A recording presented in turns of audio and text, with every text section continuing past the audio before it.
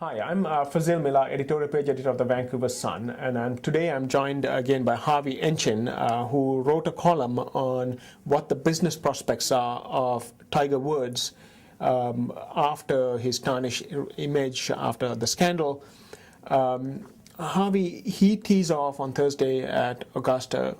This is his first outing, the first major of the season.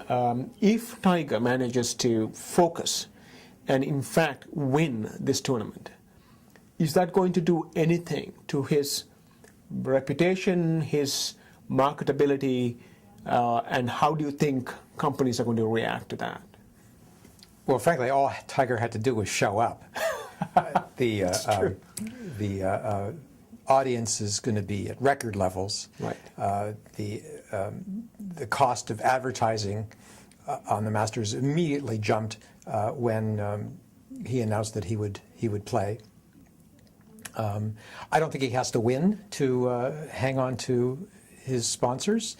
I think they'd like him to do well, but we're all going to be watching him anyway. So I think Nike, which is his main sponsor, is going to benefit as well. Electronic Arts, which has video games based on him, and those that abandon him will regret it. Now, I mean, in the aftermath of the scandal, as it were, you saw his scores. You suggested in your column Q scores. What are those? Q scores measure really the popularity of an athlete or of any celebrity, and sometimes TV shows and movies and so on.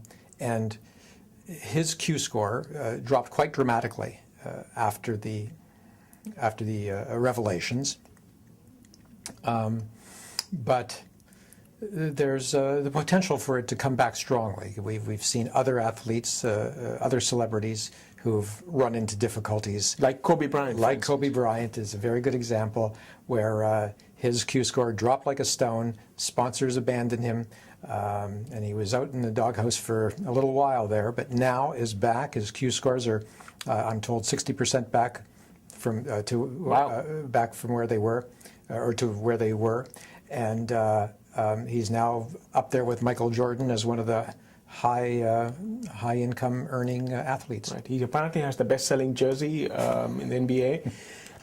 So when the companies are making decisions, I mean, clearly there is a certain amount of upside, there is a certain amount of downside when you endorse, when you get celebrities to endorse your product or service. So do you still think it's a very risky thing to do, particularly in terms of goodwill for a company? I think there's the potential for downside risk, as we've seen. Not all sponsors are going to want to hang on through the thick and thin. Right.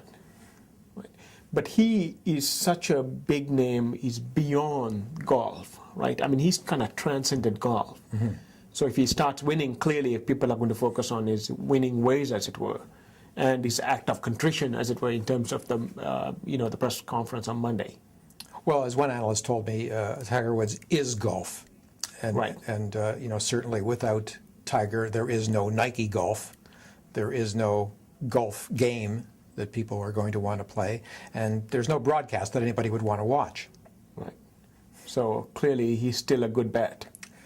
He's a good bet, but there is that downside risk. Thank you, Harvey.